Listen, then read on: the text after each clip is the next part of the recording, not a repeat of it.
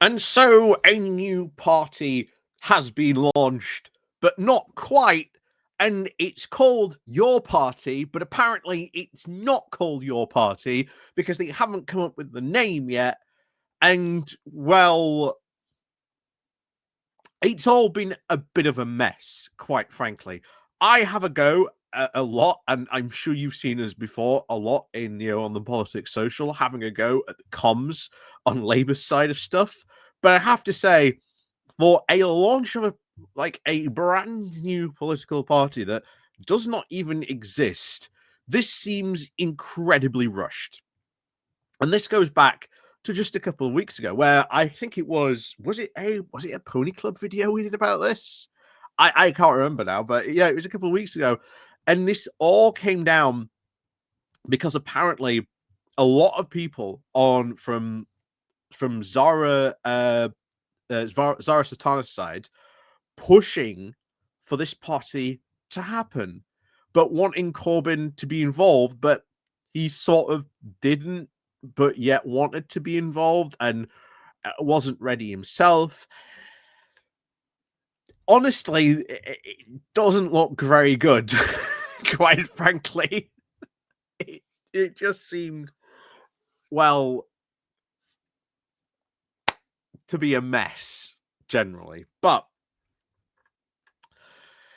anyway, let's go over and see what this initial statement from Your Party, but it's not called Your Party, it's called something else. But for now, it's just called Your Party. Anyway, before we do, of course, continue on, as always, please always do remember to click the like, share, and of course, subscribe button as well. And of course, to ring the bell as well so you get notifications when we drop a new video. And of course, as well, links down below, the Patreon page, the Buy Me Coffee link, the YouTube thank you button. And of course, as always, there's the YouTube membership button down below as well. So thank you very much to everyone who does help and support the channel that way. So let's crack on then into this. Because, yeah, something tells me this has a potential to go quite wrong. And from everything we've seen, everything we've talked about going on behind the scenes, honestly, seems to be a bit of a powder keg. And like one little spark, and this could all go a bit Pete Tong, as they say. So let's go on into this. So this is the statement. It is time for a new kind of political party, one that belongs to you. The system is rigged.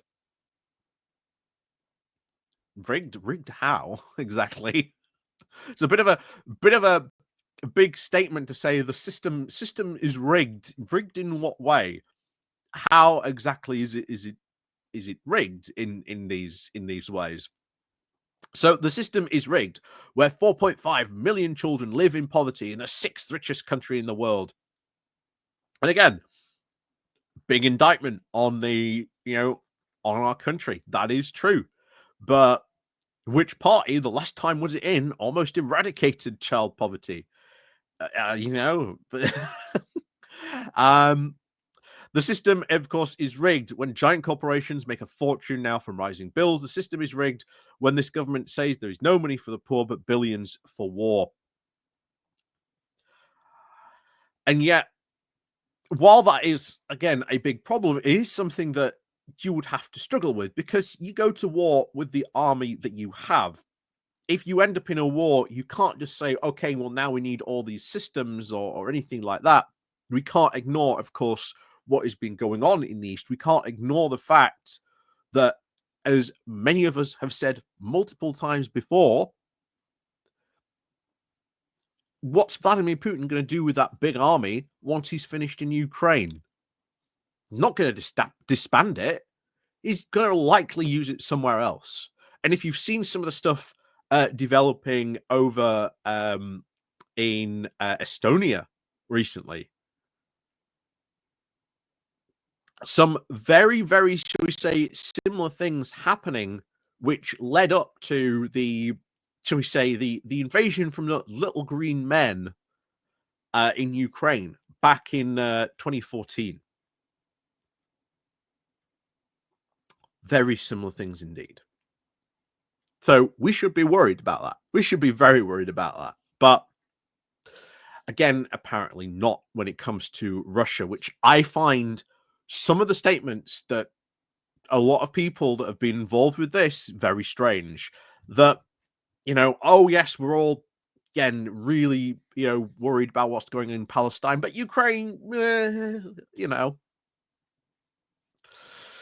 Anyway, we cannot, of course, accept these injustices. Neither should you. We will only, of course, fix the crisis in our society with a mass redistribution of wealth and power. That means taxing the very richest in our society. Again, no problem if they want to do that, but they could have argued for that in Labour. There's now a movement in the Labour Party to sort of do that. This means an NHS free of privatisation. They've sort of undone that already with getting rid of NHS England, but there you go.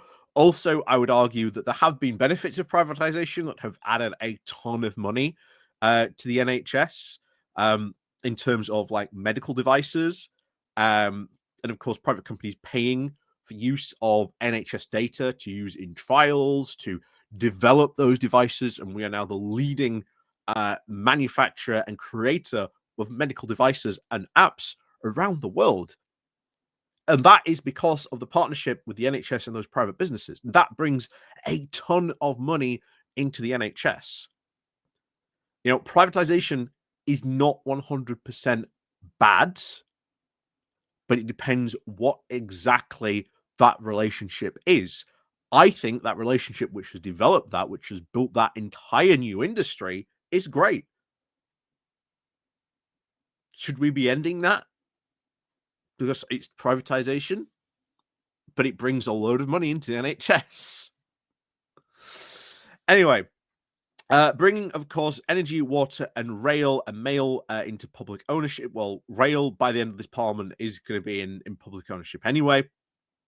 Energy, once again, water, all this other stuff as well. What do you intend to do with it? I would have always say this. Okay, you bring it into public ownership, then what? That always seems to me, as I've said just a couple of weeks, months ago, we had I can't remember his name now. What's his face on when we were talking about this? And I'm like, well, okay, you bring it into you bring it back into public ownership, then what? You need to sort out not only why it is better to be publicly owned, but then what you intend to do with it going forward. And I think as much as I do want that to happen, you need to be talking about that a heck of a lot more if you want to bring these things back under public ownership. I think rail needs to be even more expanded. I think we need to sort of sort out the ticketing issue, because just because we bring back a lot of the rail services by the end of this parliament will be under public ownership doesn't solve the ticketing issue. Trust me, I just bought a ticket recently to go up to Aberdeen. About 150 quid. Elsewhere in Europe, for that same journey for longer, I could probably buy a ticket that would take me all over Europe for like a month or more. But anyway, where are we? So, of course, it means investing a massive council house building program. That also means standing up to fossil fuel giants, putting profits for our planet. Again, you need to have plans and all that. Again, sounds good on paper what they're talking about, but where's the plans? Meanwhile, millions of people are, of course, horrified by the government's shameful complicity in genocide. We believe in the radical idea that all human life has equal value. Strangely not when it comes to talking about Ukrainian lives. Just like to point that out, but there you go. That is why we defend the right to protest for Palestine. It is also why I demand an end to all arms sales to Israel, and why we will carry on campaigning for the only path to peace, a free and independent Palestine. Is that a two-state solution? Because that is what you should be campaigning for, and that continually, as I've said a lot of times, look, the only best way to peace is the two-state solution. That's what you should be campaigning for. It is already there, and yet I see so many people ignoring that. I just see, we need to bring peace. How do we bring peace? Free and independent Palestine. How do you do that? And I'm like, two-state solution, guys. Two-state solution. Again, it finishes off saying, our movement is, of course, made up of people and faiths, and great dividers. What you think the problem in our society is caused by migrants or refugees? They are not. They're caused by an economic system that protects the interests of the corporations and the billionaires. It's the only people who create wealth, and it's the only people who have the power to take it back where it belongs. Again, socialist, so we know at least what type of the party is going to be, but again, that's fine. It's time for a new kind of political party, one that is rooted in communities, trade unions, and social movements, one that builds on the power of regions and nations, one that belongs to you. Sign up at your party, part of the founding process. So this would lead, again, to an inaugural conference, and at this conference, you will decide the party's direction. I personally would love to go to this conference and just sit there and watch all that unfold. I have a feeling that would be a gigantic mess. I just have a feeling it would be a massive mess. The model of leadership and policies that are needed, of course, to transform society. This is how we can build a democratic movement and take on the rich and powerful and win. Real change is coming. And of course, will they win? Power, well, again, it says 10%, but 10% across the UK means how many seats?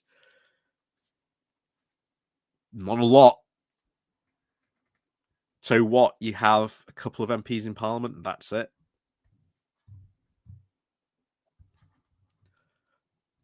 I've said this before. If a lot of these people on the left put literally half their passion as they've had into doing this stuff, as they did into like doing this like within the Labour Party, like the Labour Party would be, I think, a even more progressive.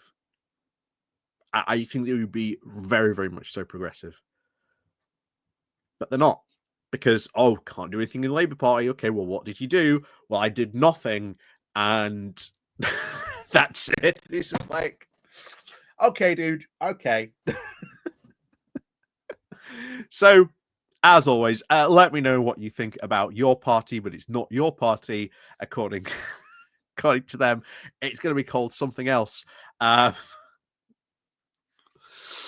Anyway, so as always, thank you very much for watching, and of course, let me know what you think about this. I have a very strange feeling that that inaugural conference, could be a glorious mess, and I will tell you now, I want to go to it. I want to go to it. I just want to sit there and watch. It will be fascinating. I'll tell you that now. So as always, thank you very much for watching, and of course, as always, we'll see you all next time.